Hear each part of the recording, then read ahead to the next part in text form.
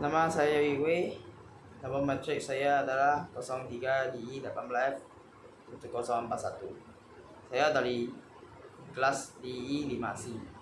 Nama penyelia saya adalah Encik Muhammad Syakir bin Zainal Abidin.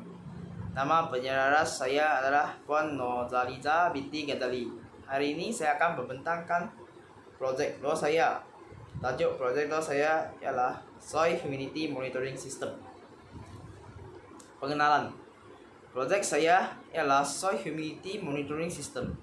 Projek ini boleh mengawal dengan menggunakan telefon melalui aplikasi Blink untuk menyemak data sensor kelembapan tanah. Jadi ini boleh menjimatkan masa dan tenaga petani-petani. Selain itu, jikalau mempunyai produk ini, petani yang sibuk membuat kerja lain dan lupa menyiram tanaman di belakang rumah atau di kebun, mereka boleh menggunakan telefon menetapkan projek berfungsi dengan otomatik. Penyataan masalah. Dalam melaksanakan projek ini, beberapa masalah yang berkaitan dan telah dikenal pasti sebelum projek ini dilakukan, iaitu banyak petani kekurangan pengetahuan dalam penyiram tanaman dan selalu menyiram terlalu banyak air. Walaupun telah menyiram banyak air, petani juga rasa tidak cukup lagi dan ini boleh menyebabkan ketidakstabilan air. Tujuan atau objektif projek. Merujuk penyataan masalah yang berlaku untuk mencari penyelesaian masalah.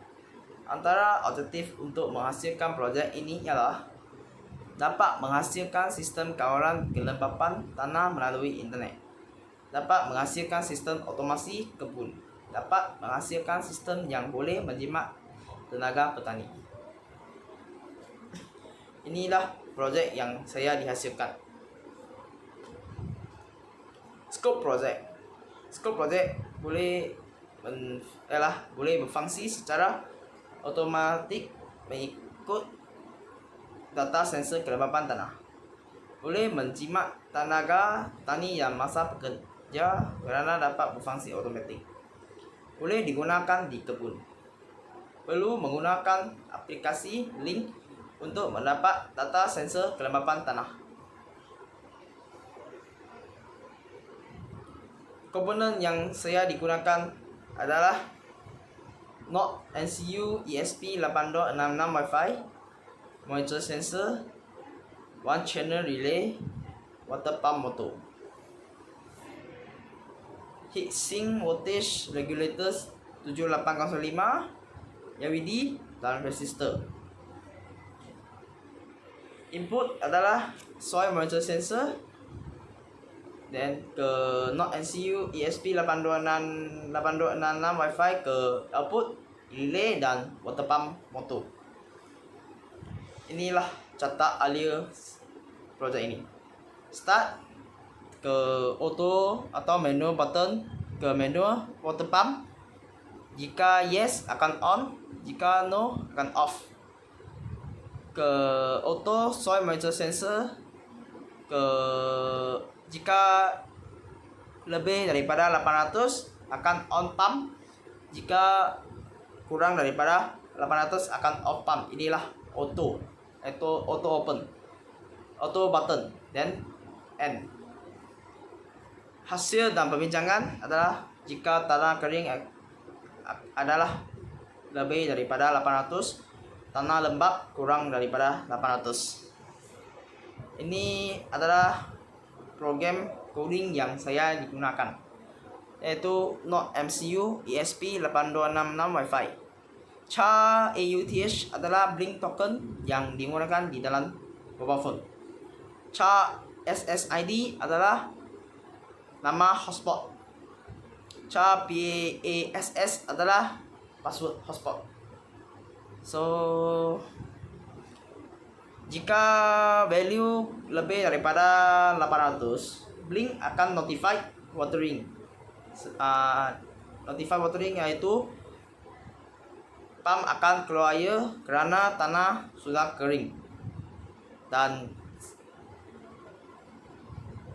data kurang daripada 800 yaitu pump akan stop kerana tanah sudah jadi lembab. Kesimpulannya, projek saya akan memberi kemudahan untuk menjaga tanaman kerana boleh menggunakan mobile phone untuk menyemak data sensor tanah melalui aplikasi Blink dan menyiram tanaman dengan menggunakan mobile phone dan boleh berfungsi secara otomatik. Selain itu, projek ini akan menjimatkan masa dan tenaga kerana boleh mengawal dengan menggunakan mobile phone menyiram tanaman yang tanam di kebun secara otomatik. Ini milestone saya.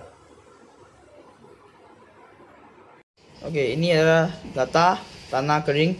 Jika tanah kering data adalah lebih daripada 800 dan dia akan pump air keluar.